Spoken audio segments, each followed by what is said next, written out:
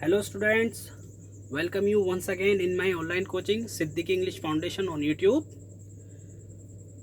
दोस्तों, इस सेशन में हम अफर्मेटिव की नेगेटिव लाइन नहीं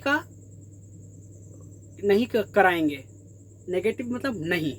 इसमें अब देखिए, पहचान देखिएगा आप नेगेटिव वाले क्वेश्चंस की, नहीं वालों की।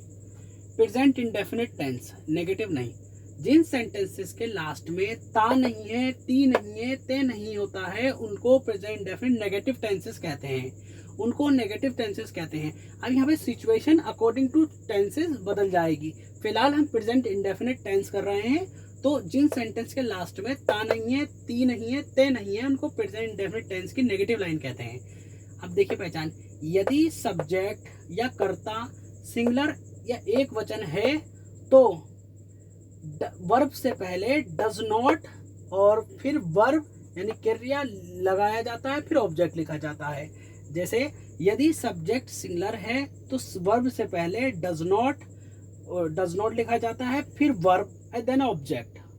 ठीक है। यदि सब्जेक्ट कर्ता प्लूरल बहुवचन है तो वर्ब से पहले डू नॉट लगेगा, वर्ब फिर वर्ब क्रिया फिर ऑब्जेक्ट लिखा जाएगा।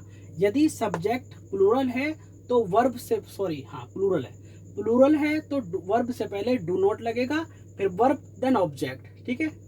ये आपको ये फॉर्मूला लिख लीजिएगा। ये ट्रिक है भाई। ये आप इससे ज़्यादा इजी फॉर्मूला आपको शायद ही कोई बता पाए। बताते हैं लेकिन फिलहाल ये सबसे इजी मेथड है, सबसे इजीस्ट मेथड है ये टेंसेस सीखने का। आप इसका स्क्रीनशॉट ले लीजिएगा या फिर रजिस्टर में नोट कर लीजिएगा। ठीक है, चलिए सेंटेंसेस बनाते हैं नेगेटिव के।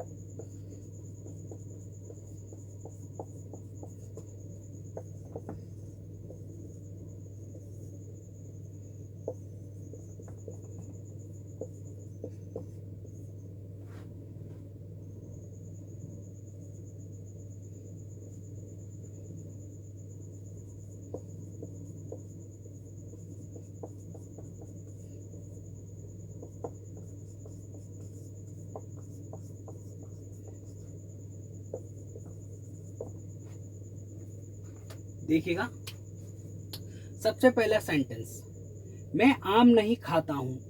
तो इसमें सब्जेक्ट या कर्ता कौन हो गया? ऑब्वियसली मैं हो गया। और क्रिया क्या हो गया इसमें?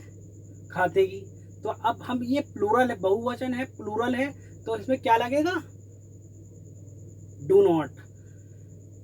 ठीक है। यदि अगर प्लूरल है तो वर्ब से पहले डू नॉट और ऑब्जेक्ट लिखते हैं। तो आई का क्या हो गया? आई नहीं खाता हूं, तो I do not eat the mango. ठीक। वर्ब से पहले डू नॉट, वर्ब की क्रिया ये हो गई, और बाकी बचा कुछ ऑब्जेक्ट। वह बाजार नहीं जाता है, तो वह क्या हो गया? सब्जेक्ट कर्ता हो गया, नहीं जाता है गोस क्रिया हो गई, वर्ब हो गया। तो इसमें क्या लिखेंगे हम? यदि सब्जेक्ट सिंगुलर है तो वर्ब से पहले डज नॉट, तो वह, तो ही। यदि वह शी होता तो she. He does not go to the market. बाजार लिख लो, बाजार। ठीक है। माता जी मुझे डांटती नहीं है, तो माता जी कौन हो गई? माता जी मुझे, ये प्रोनाउन हो गया। माता जी मुझे डांटती नहीं है, तो माता जी यूनिवर्सल ट्रूथ है, एक है, तो उनके लिए क्या होगा? मुझे नहीं डांटती हैं, तो क्या? माताजी डज नॉट, सब्जेक्ट माताजी करता हुई, द मदर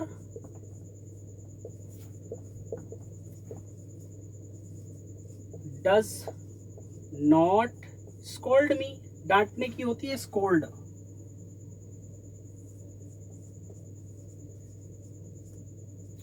डांटना यहाँ पे क्रिया या वर्ब है, ठीक है, समझ में आ गया। ता नहीं है, ते नहीं है तो नेगेटिव हो गए।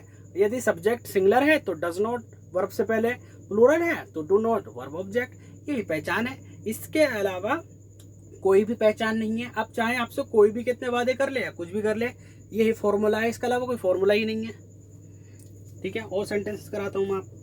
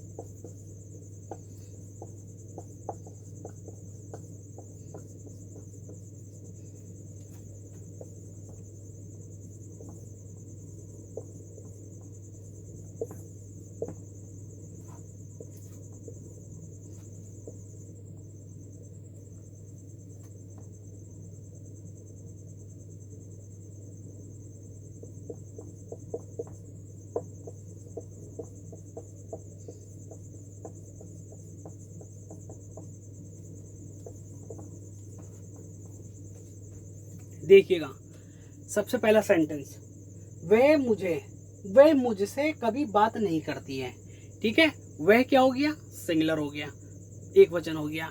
मुझसे कभी बात नहीं करती है तो वह, दूसरा प्लूरल वह हो गई। एक वह, ये एक वह तो सब्जेक्ट नाउन हो गया और एक प्रोनाउन हो गया, ठीक है। और वह मुझसे कभी बात नहीं करती है। अब कभी नहीं, याद रखना एक बात हमेशा, जिन प्रेजेंट इंडेफिनिट टेंस के सेंटेंस में यदि कभी नहीं आता है तो वहां पर हम डज नॉट और डू नॉट का प्रयोग नहीं करते हैं, वहां पर अफर्मेटिव का फॉर्मूला लगता है और नेवर का प्रयोग होता है। जैसे कि देखिएगा, वे मुझसे कभी बात नहीं करती है, एक नाउन आ गया, सॉरी, हाँ सही है, एक नाउन आ गया, एक प्रोनाउन आ गया।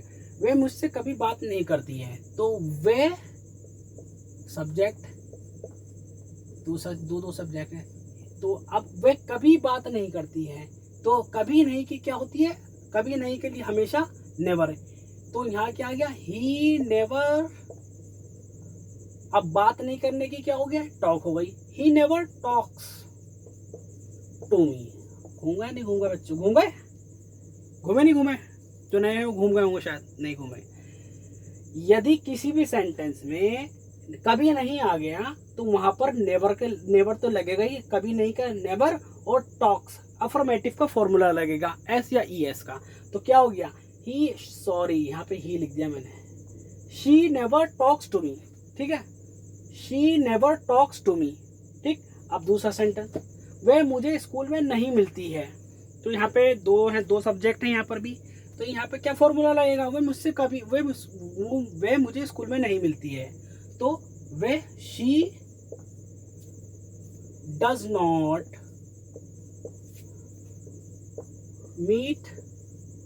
मीट वर्ब हो गया, क्रिया meet, does not meet me in the school,